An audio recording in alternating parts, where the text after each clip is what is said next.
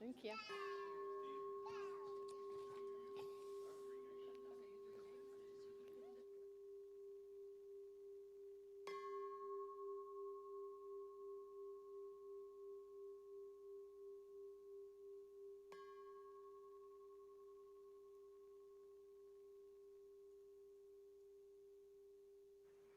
Good morning.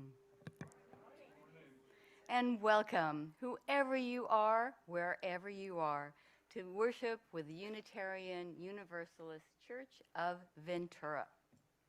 I'm Worship Associate Celia Ortenberg, and I'm joined this morning by Worship Associate Jerry Mendelsohn.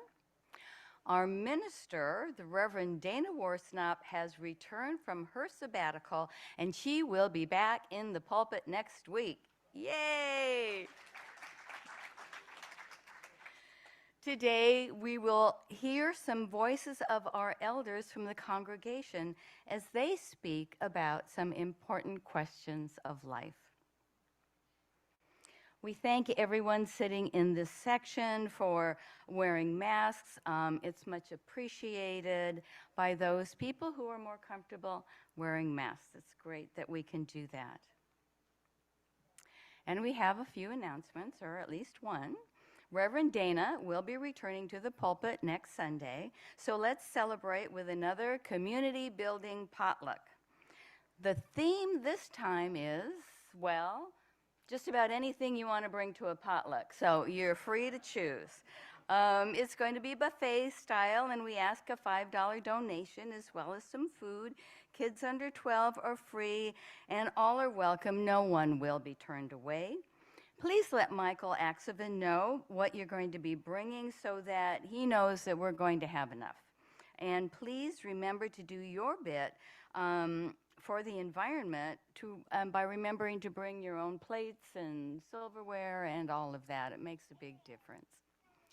So, and who are those masked women and what are they doing here?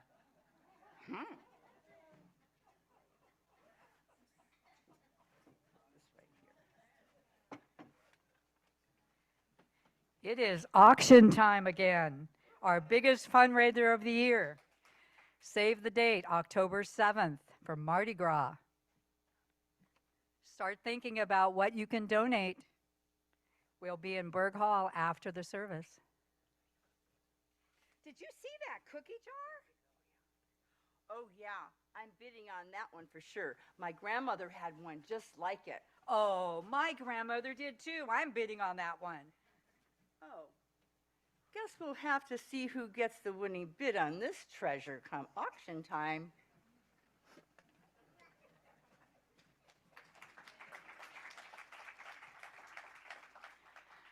And so the fun begins. If you missed any of this or want to know about more that's happening in our church, just refer to the announcements in the weekly email messages UUCV this week for current announcements. Now bring what is yours, a burdened heart, a joyous song, a wearied spirit, a seeking mind. Bring the gift of yourself to the altar. It's an honorable gift. Let us enter sacred space.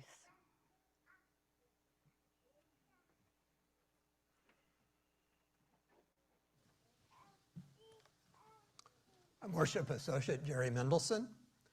We invite those who are Zooming or streaming into this service to light a candle or chalice at home as Celia lights the chalice of our free faith here in the sanctuary.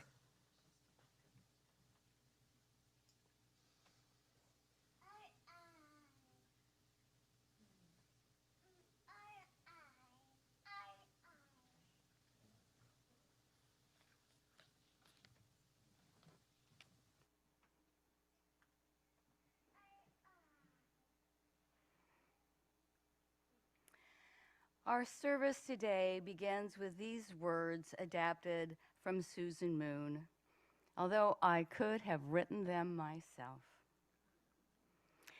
It annoys me when people say, even if you're old you can be young at heart. Hiding inside this well-meaning phrase is a deep cultural assumption that old is bad and young is good. What's wrong with being old at heart? I'd like to know, wouldn't you like to be loved by people whose hearts have practiced living and loving for a long time? Come, let us worship together.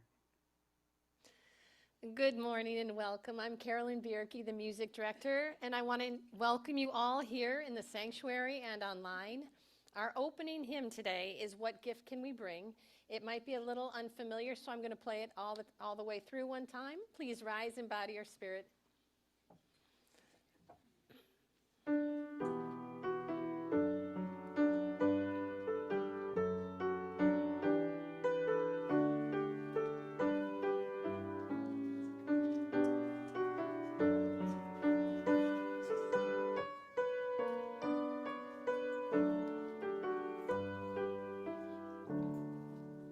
What gift can we bring? What present, what token, what words can convey it? The joy of this day, when grateful we come, remembering, rejoicing, what song can we offer in honor and praise? Give thanks for the past, for those who had vision, who planted and watered so dreams could come true. Give thanks for the now, for study, for worship, for mission that bids us turn prayer into deed. This gift we now bring, this present, this token, these words can convey it, the joy of this day. When grateful we come, remembering, rejoicing, this song we now offer in honor and praise. I'd like to invite all our kids and anybody else who is young at heart. Come on, Luciano. Come on, buddy. All right. We've even got a couple of big kids. Outstanding.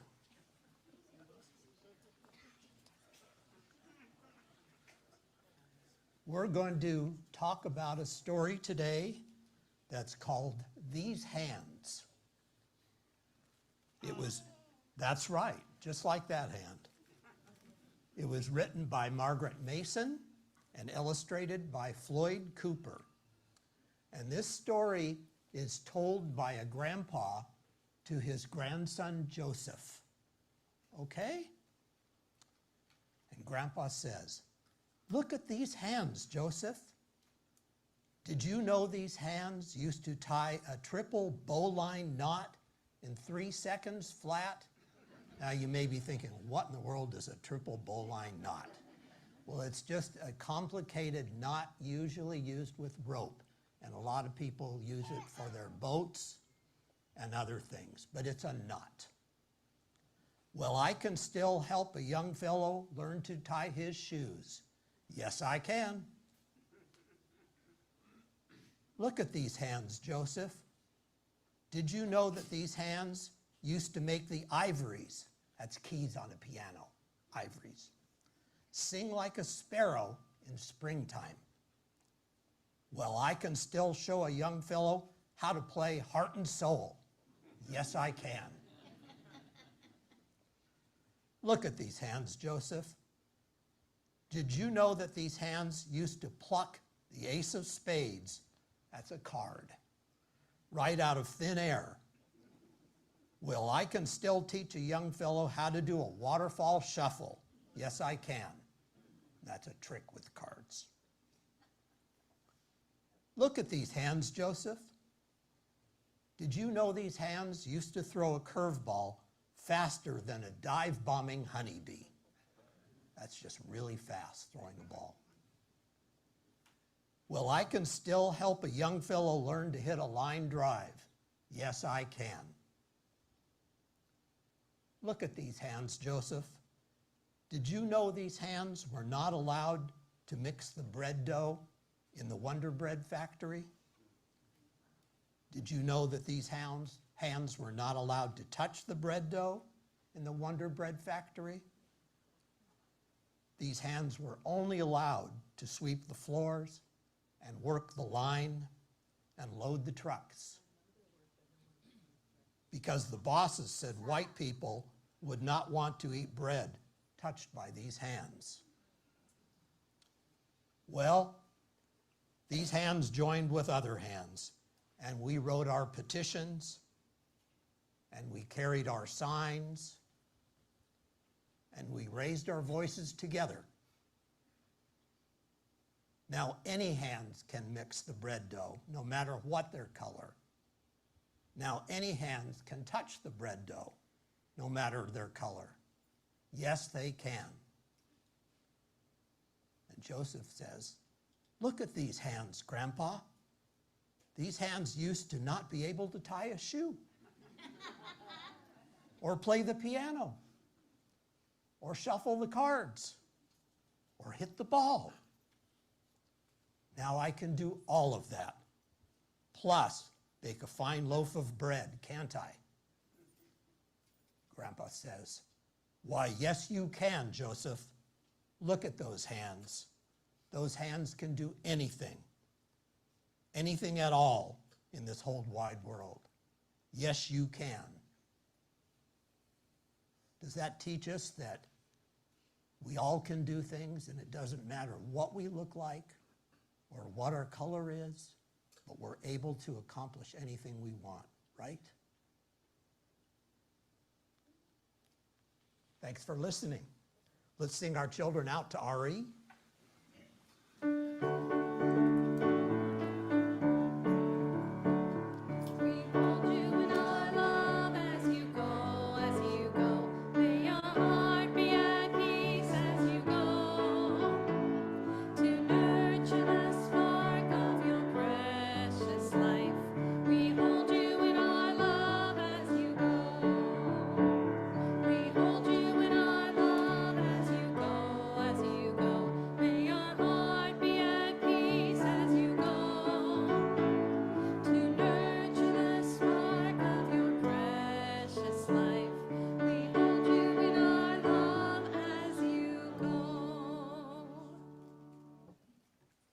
Great story, Jerry. Thank you.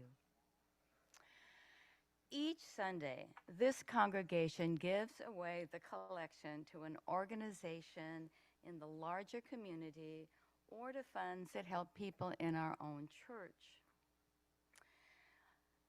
Those at home have two ways to give. They can post or give through the link that's posted on the chart, or for texting on your phone at 844-901-1779. Folks who are present in the sanctuary can text to give, or you can still write a check or give cash and drop it in the basket that's at the rear of the sanctuary after the service. Our offering today is reaching out even beyond our community. It's going to Shelter Box to provide humanitarian relief to the Ukrainians suffering through the daily damage of war.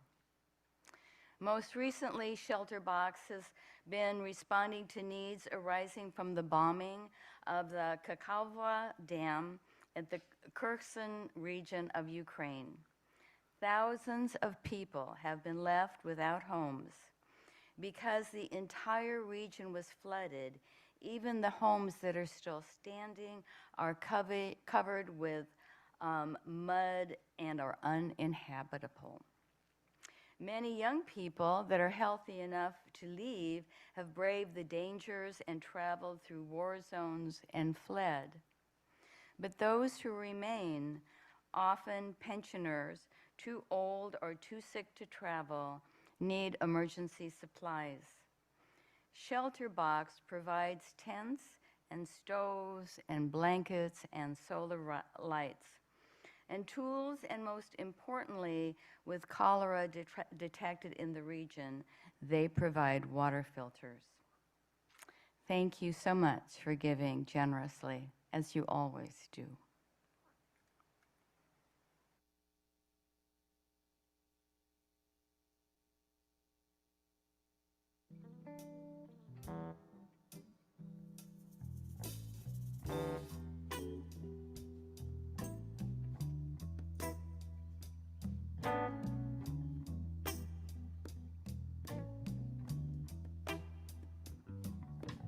Grandma's hands clapped in church on Sunday morning. Grandma's hands played a tambourine so well.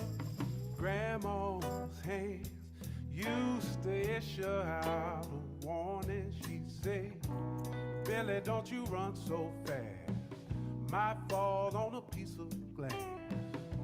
Might be snakes there in that grass. Grandma's hands.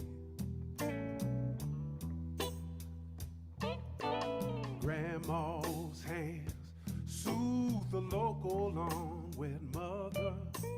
Grandma's hands used to ache sometimes and swell. Oh, Grandma's hands used to lift her face and tell her, she'd say, baby, Grandma, understand that you really love that man.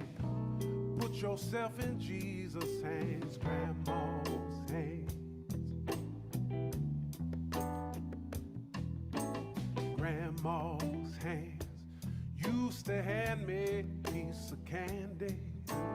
Grandma's hands pick me up each time I fell. Oh, Grandma's hands, boy, they really came in handy. She'd say, Maddie, don't you whip that boy. What you wanna spank him for? He didn't drop no apple core, but I don't have Grandma anymore. If I get to heaven, I'll look for Grandma's hands.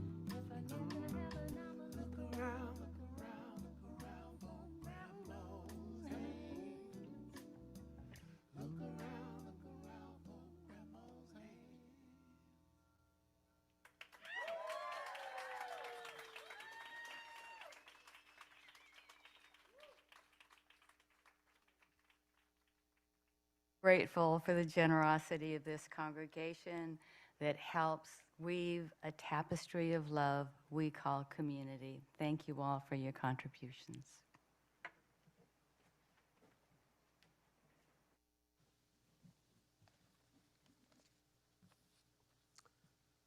Part of life is its ups and downs, its joys and sorrows, and it gives us strength to share these experiences with each other so that we can support one another. We place stones in water for both the celebrations and sorrows in our hearts, making ripples that are felt throughout our community. You could submit a joy or sorrow for sharing via a link on the website, uuventura.org, or a link in our Thursday email bulletin, UUCV This Week. Those received by 8 p.m. on Saturday will be shared that Sunday morning. I invite you now to speak into the gathered community or write into the Zoom chat the names of those you wish to celebrate or memorialize, or those in need of the loving embrace of this beloved community. Please feel free to continue to add to the chat even after the silent pause has ended.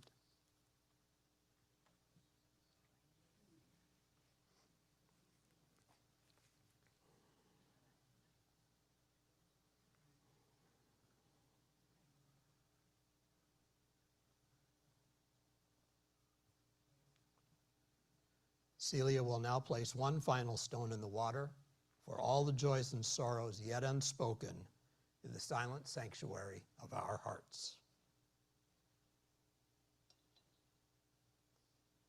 May we be truly grateful for all that is our life.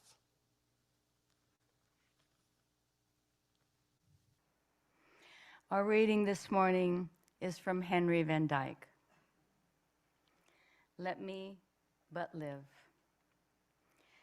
Let me but live my life from year to year, with forward face and unreluctant soul, not hurrying to, nor turning from the goal, not mourning the things that disappear in the dim past, nor holding back in fear for what the future veils, but with a whole and happy heart that pays its toll to youth and age and travels on with cheer. I invite you all now into a time of meditation. Place your feet upon the floor if you are comfortable doing so. Close your eyes if you wish, and breathe, and let your breath fall into natural rhythm. Breathe in with those whose hearts have been broken open, that we may continue to grow in love. Breathe out with all who have been disappointed, that we may continue to dream. Breathe with those who find comfort, strength, and courage to greet each day anew. Breathe in. Breathe out.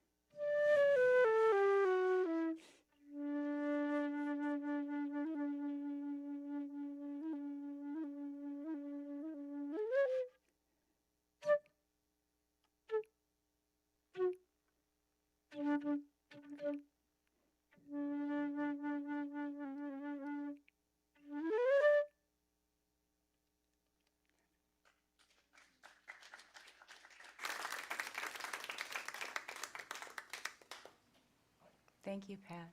Beautiful.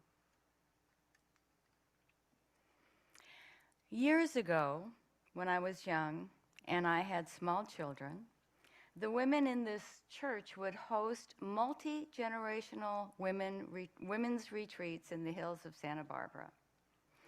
I learned so much there about living life, getting through hardships, deciding what was important, facing death. So many of these women are gone now, but oh my goodness, they changed my life. Today, at 74 years old, I know that most of my life has been lived. I truly believe I'm a better and richer person because of knowing these amazing women that were here before me.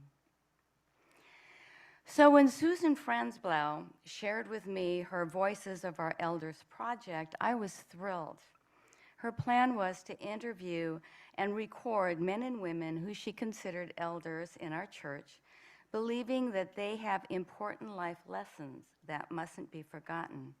And I'm so grateful to her for this. Our church now has an archive of almost 30 interviews of church elders responding to questions about their lives, growing up, what they've learned from being a Unitarian Universalist, and what that has meant to them. These recordings are fabulous, reflecting the diversity in upbringing, lives lived, and lessons learned that reflect the diversity in spirit and thought that is embraced in our congregation. Today, I've asked just 4 of these elders to reflect on one or more of 3 questions. What are the most important lessons that you have learned? How do you define a good, successful life? What advice do you have for people who are struggling now? Let's see what they have to say.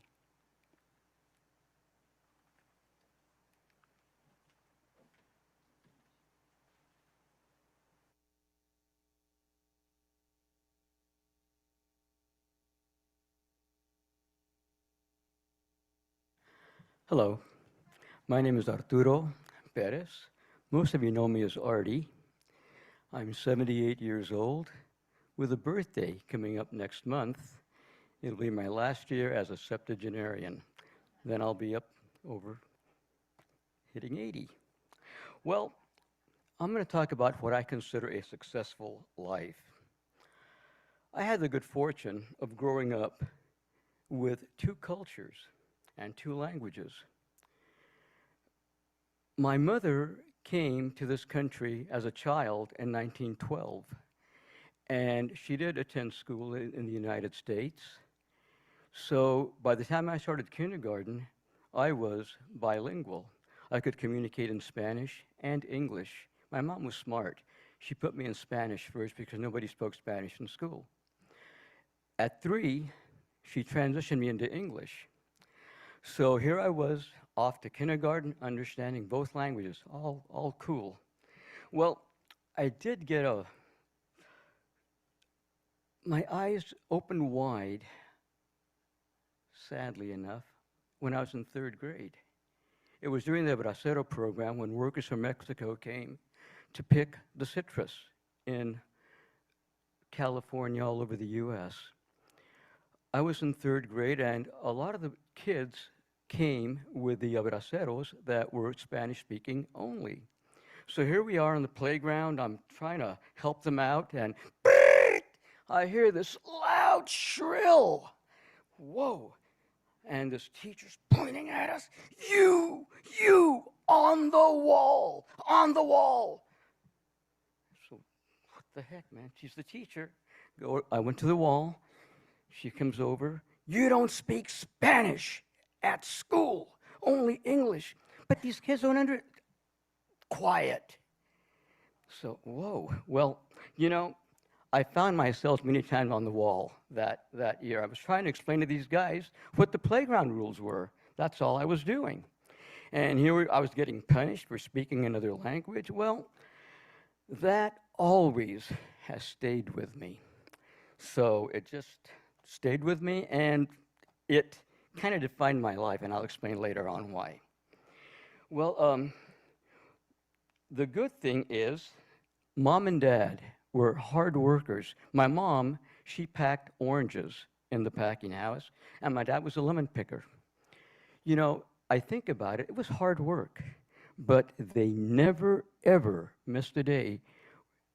They might have had a bad cold, flu. My mom always went to work. My dad always went to work. He goes, your job is important.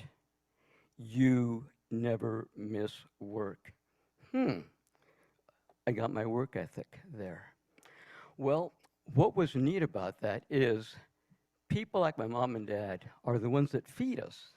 And I learned that later on. And if it weren't for people like my mom and dad, gosh, think about your salad this afternoon. Think of the orange juice you drink, lemonade. So my wide awakening, I woke up, I shouldn't say woke, anyway, my eyes opened wide. It was August 1955. We were going on a vacation. So I thought, vacation, wow. Well, we went to Fresno County in August to pick grapes. Now, if any of you have gone to Fresno in August, we're talking about 95, 100 degrees. But my mom did bring my accordion along because I was playing the accordion by this time. So she brought the accordion along, and I would practice and play. And then when it came time to work, I'd go, oh, God, the hot Fresno sun must have been like 98, 100 degrees. So you pick all these rows. My dad goes, see that row right there? We're going to pick that today. Oh, my God. So, okay, Dad, okay. So I'm picking grapes, and it was raisins. So you had this big, huge tray, paper tray. You'd put it out in the sun, put all the grapes on there, and they would dry. They were sun-dried raisins. And I go, I can't do this. So I got those trays, paper trays. I put them under the grapevines, and I just kicked back in the shade of the grapevine. My dad comes. He looks at me. There's this big smirk on his face. He looks at me. Mijo, if you have to work with your body, te mueres de hambre. You will starve to death. What he was trying to tell me, and then he said, I have to work this way. You don't. You have a choice. My parents had a funny way of teaching me lessons, right? So I figured, okay, school. And luckily, I did very well in school. So school, it came easy to me, so boy, I hit it hard. And then that night, I was practicing my accordion, and this guy from the migrant camp that we were working at, his name is Pirata. You know, Mexicans give everybody a name, okay? It's a little, an endearment name. Pirata had an eye patch. Pirata means pirate. So what do you nickname him? Pirata, of course. So Pirata goes, I'm barbecuing out here. I heard your son playing the accordion. Could I borrow him? And we're going to be outside here. He can sit on the table, and I'll go ahead and, I'll pay him. So I'm playing the songs here, and I'm playing 12th Street Rag, Beer Barrel Polka, Lady of Spain, as he's putting $1 here, 4 quarters here, 3 quarters here. After about 45 minutes, I have to go home, and I count the money, $5. And I go, less than an hour. This was 1955. Well, during that whole week of picking grapes, I only made $10. And here, $5 in less than an hour? Guess who practiced a whole bunch? Yep, I sure did. So again, the accordion was a lifesaver. It paid my way through college. It paid my way through many things. I was able to make money, and I was able to pay for my car. And the only thing my mom and dad said, as long as you're home and you're studying, you have a home here. Room and board is free. Just have to pay for your car, your insurance, your gas, and your clothes. But everything else, that's the Mexican culture. Like I say, I grew up in 2 beautiful cultures. Well, when I started Cal Poly, I always thought back to being on the wall. And I think I want to be a bilingual teacher. I taught accordion when I graduated from high school with Mr. Harris, my wonderful accordion teacher. And I was 18 at the time, and my accordion students were 9, 10-year-old kids. I got along really well with them. So I figured, I think I want to teach. So, Mom, I want to go to Cal Poly. So I did. And my mom and dad said, okay, your job now, this is a job. Your job is to get your teaching credential. So I never missed classes. I studied hard. Even though I was out gallivanting around talking and socializing, I came home, put the paper in my Royal typewriter, portable typewriter. Maybe I was up to 3 o'clock in the morning, but I got that paper done. So by the time that came 1972, I was able to teach with Chino Unified School District. And by then, there was a nice program going on called the bilingual program. Kids like my third grade friends who came from Mexico speaking only Spanish, now you could speak Spanish. And I used my education and my knowledge of Spanish and English to help these students. So we came up to Ventura, got a job with the Ventura Unified School District, and after 47 years of teaching, I would always try to instill pride in my students. I always told them, do the best you can, whatever you want to be, you can. And most of my kids came from a place called Cabrillo Village, which is on the east end of town, and it's a migrant camp. To this day, I always see my students, and Mr. Perez, you know, so they come up, they give me a big hug, even the big 6'6" guys that weigh 300 pounds, Mr. Perez, how are you, you know, I mean, they're great, respecting the culture. So a lot of my students now are doctors, lawyers, teachers. I go to my, I still work for the district as a consultant, and I go to some of my former students who are now teachers. I'm so proud of them. But again, this, I think, was a very, very good life. Well, I'm going to go back to 1970, May 5th, 1970. I met this cute little girl. Just wonderful. Guess who? So, you know, Cinco de Mayo, I just fell head over heels for her. And Amada and I decided to get married one time, but we go, gosh, you know, I told her, I'm going to be honest with you. The religion I was brought up with, I don't want to get married by that. So she goes, I don't either, you know. So we shopped around. Luckily, she had an English professor who knew about the Unitarian Church, and we went to go observe at the Unitarian Church in Montclair, California. Oh my gosh, it was such a welcoming society, just wonderful people. They even asked us to, they took us to their home to go have English muffins. I'll be honest, I didn't know what an English muffin was then, honest, you know. But anyway, I found out real quick. So, but they were so welcoming, so I go, hey babes, this is it. So we were married by the Reverend Ernie in 1973 in my mom's backyard under the tree. And then we came to Ventura. And right away we found a place, Cherry House on the Hill.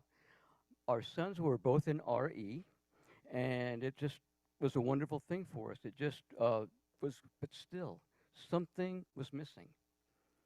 And I came to it was the 5th Tuesday. It was a men's meeting. I wanted to be in a men's group, you know, talk to guys. I mean, I don't want to do this stuff where, oh, hey, did you see the baseball game? Oh, man, that car is cool. No, no, no. I wanted to get into deep talk. But guys don't do that. So I finally got into a men's group. And I've been with a men's group for about 10 years. These guys are my bros. I mean, I love these guys, you know, and this men's group has spiritually awakened me and just brought me out. I mean, these guys are, we can talk about anything, and we do. It's made my life so, so much better. So, like I say, life is really good. I feel my life has been successful, and I'm looking forward to being 79, 80, and hopefully more. Thank you.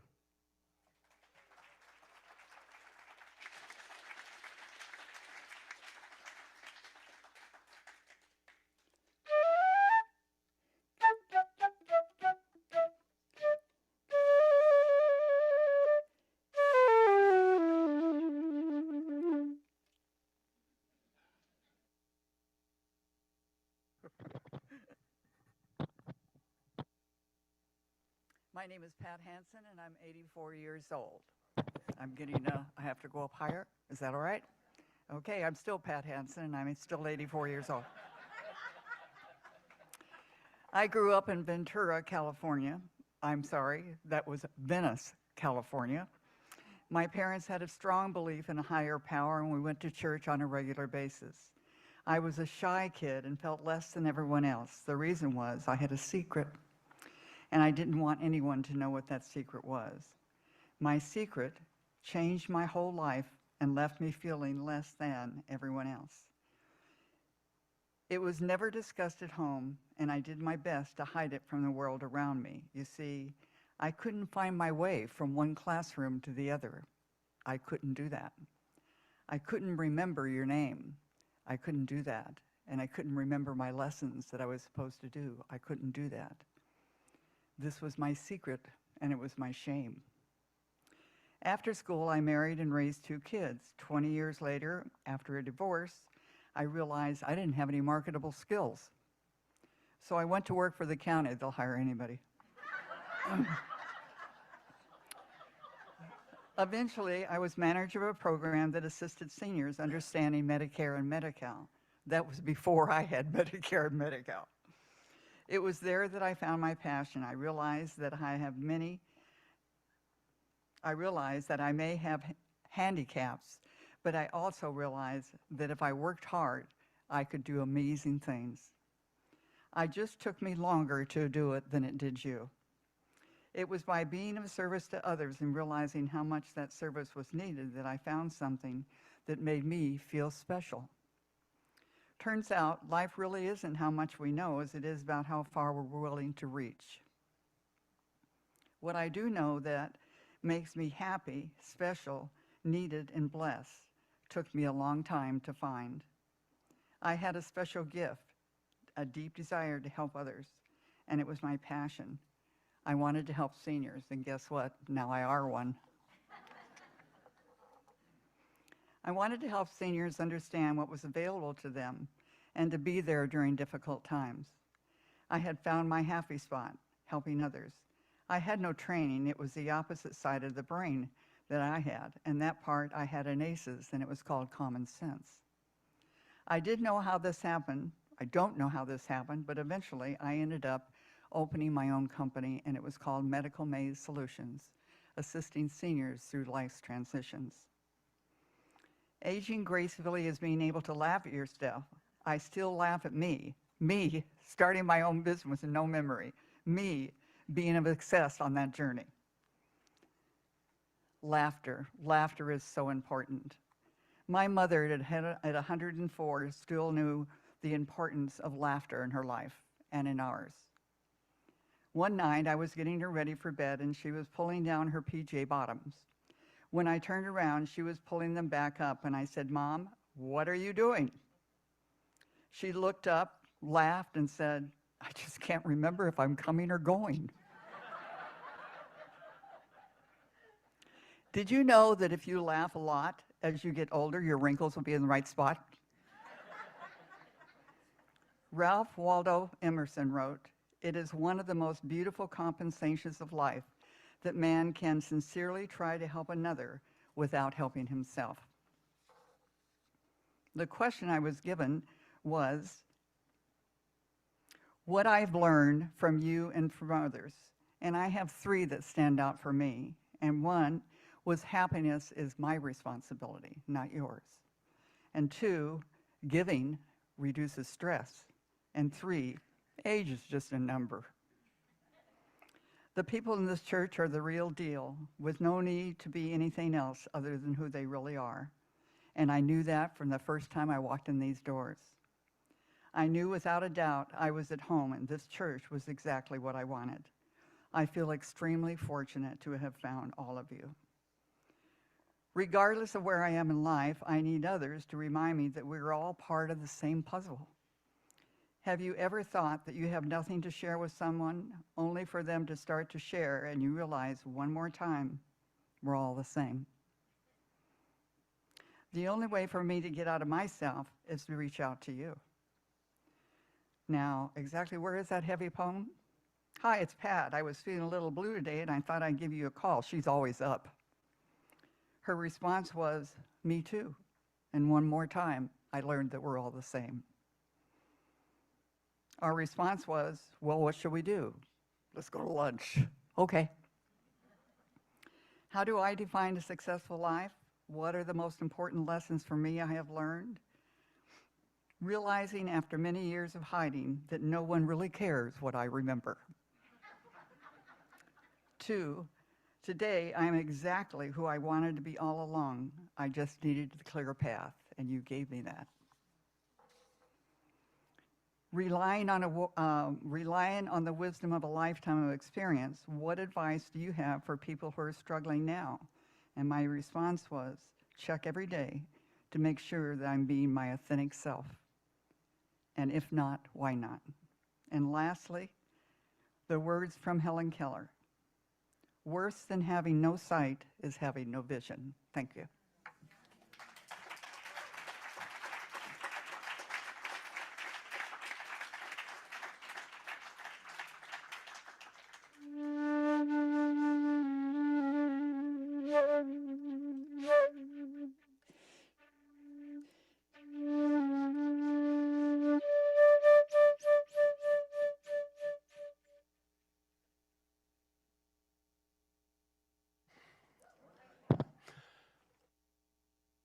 Has this on? I am Chuck Samonsky, and yesterday I turned 81 years old. Not one of you gave me a present.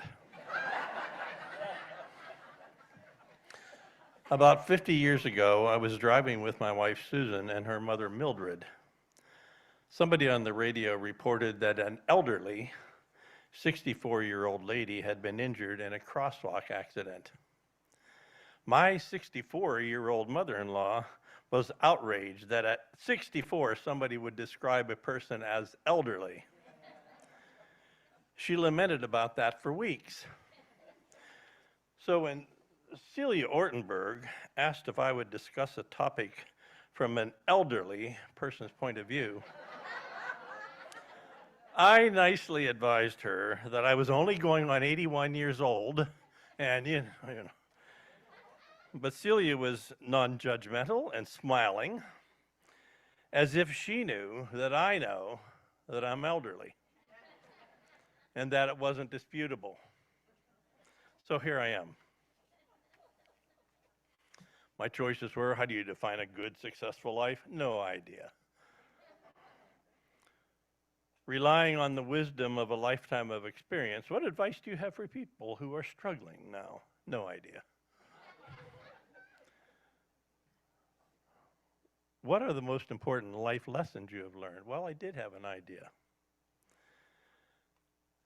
I had very few philosophical isms as I bumbled through my 81 years of life, but I did learn one rather important lesson. My childhood was very difficult. My mother died when I was born. My dad disappeared. I was left in a hospital for 2 months in an incubator. The hospital named me, and it wasn't Chuck or Charles. I spent my first 2 years with my grandmother, who apparently physically abused me. And witnessing that, my aunt took me to live with her and her husband, but her husband was a raging alcoholic and made it clear that I did not belong in his house. It was a constant argument, and sometimes violent, and I did not understand what it was all about. At age 8, my father appeared at the front door and took me away to establish a new life. I had a sister who my father retrieved from a different aunt. He then married my stepmother and we moved into her house. The next 9 years were the worst of my life. It beat out 8 months of jungle combat in Vietnam, and many, many months I spent in a hospital after getting my entire right shoulder blown off. The way I describe it is if there were 1,000 ways for my stepmother to say and demonstrate to my sister and me that we did not belong in her house, She managed to find 10,000 ways to demonstrate that in the 9 years I lived there. I hated her. My sister and I both really hated our childhood. I once rode my Harley Davidson all the way from California to Pennsylvania to pee on her grave, only to chicken out because some guy was mowing the graveyard. This hatred affected me in so many ways. They are too plentiful to mention. Susan has suffered through them. But about 20 years ago, there came a time when a psychotherapist suggested I learn to let it all go and to forgive my stepmother. Right. He then said that I had to actually find a way to forgive her. Also, I had to acknowledge whatever part I played in that relationship. And when I finally did forgive her, I had to mean it from the bottom of my heart. Right. He then led me through the grieving process of having lost a childhood, which was surprisingly effective. And with a little bit of research, I learned that my stepmother's life history was difficult for her. That gave me a basis from which I could go to work. I followed the psychotherapist's instructions of writing a letter to her, though she had just died, describing in detail what she did to me.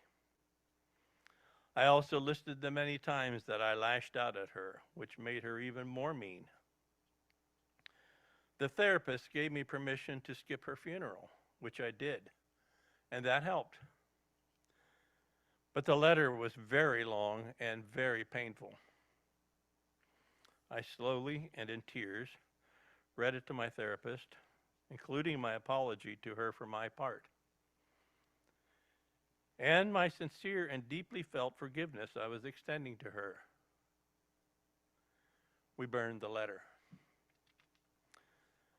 The process was very painful. But you know what? It felt like a yoke was taken off my neck.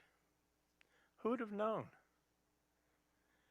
And my bucket list no longer requires me to pee on her grave. The incredible life lesson that I learned was that sincere forgiveness can cure even deep, lasting hurts. Yes, forgiveness is for the forgiver, not necessarily for the forgiven.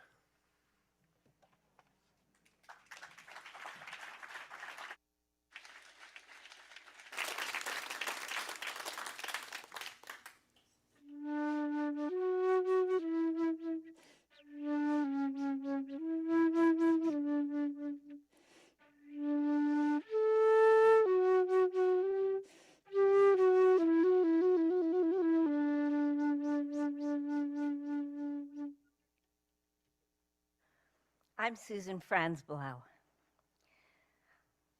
I have been told that I'm a good person, and I have not really understood what good means. Here's what I do know. Life is filled with injustice, and ever since I was a child, I have always fought on the side of justice. And when I treated someone unjustly, it has stayed with me as a recurring, haunting memory.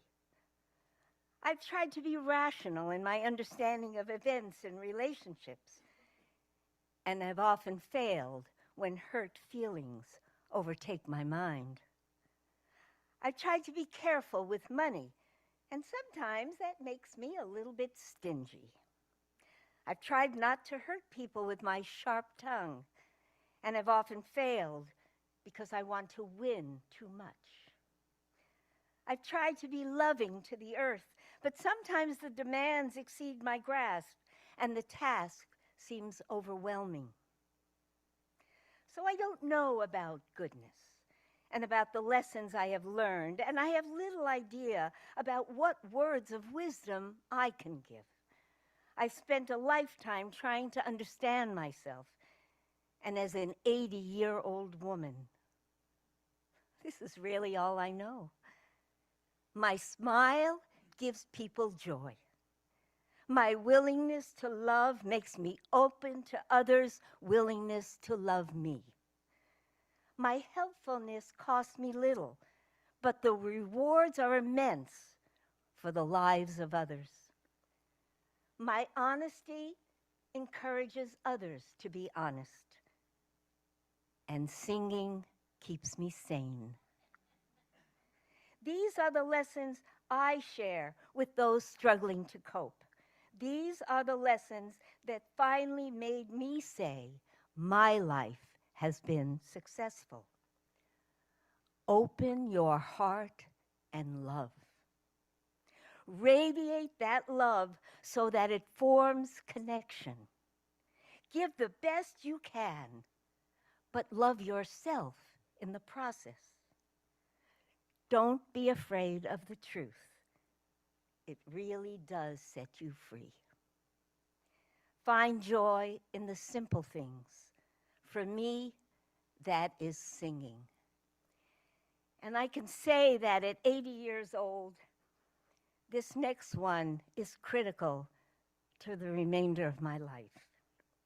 Keep the company of others, because we thrive best when we are in relationship.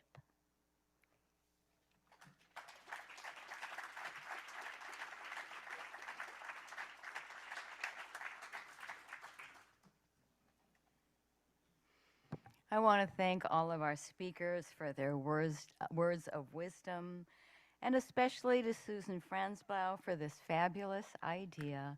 And thank you to Pat for the music between. Thank you.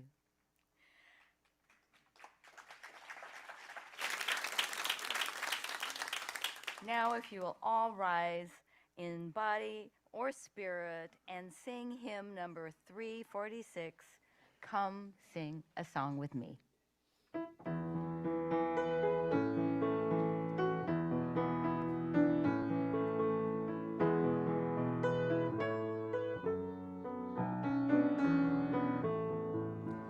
Come sing a song with me.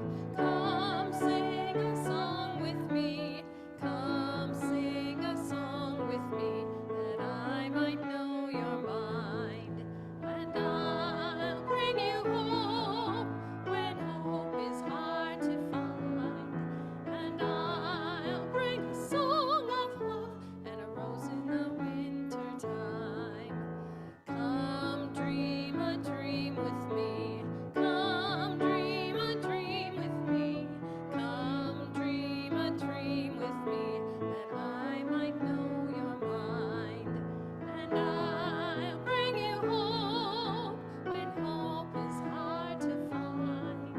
And I'll bring a song of love and a rose in the winter time. Come walk in rain with me. Come walk in rain with me. Come walk in rain with me, that I might know your mind. And I'll bring you hope when hope is hard to find. And I'll bring a song of love and a rose in the winter time. Come share a rose with me. Come share a rose with me. Come share a rose with me, that I might know your mind. And I'll bring you hope when hope is hard to find. And I'll bring a song of love and a rose in the winter time.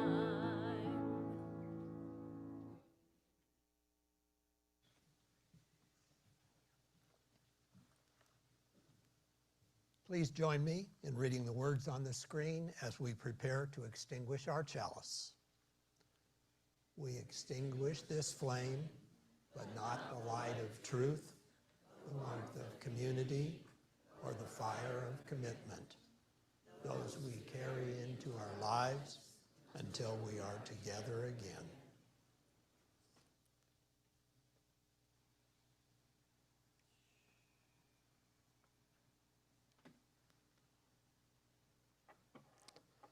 All you here in the sanctuary are invited after the service for coffee, tea, bagels, and conversation in our community room, Berg Hall, through both the double doors and the single door in the hallway.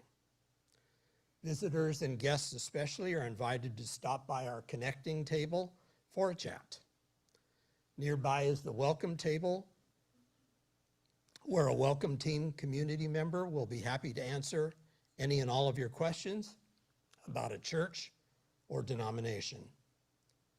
Each of these spots has a big sign overhead. Also, please consider stopping to check out the bulletin boards in Berg Hall that have been beautifully updated by Carrie Davis with information about volunteering, church activities, and our upcoming auction. As a reminder, those of you on Zoom can join the community too. Please accept the invitation you'll see on your screen soon after the benediction. Too hot to walk, Breakout room for coffee. so I'm gonna go into a chat room.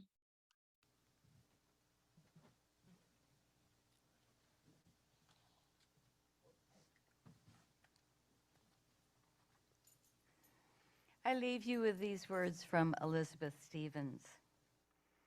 We thank you for your presence among us. You are living examples of courage and perseverance. We give thanks to the stories you have collected through the years.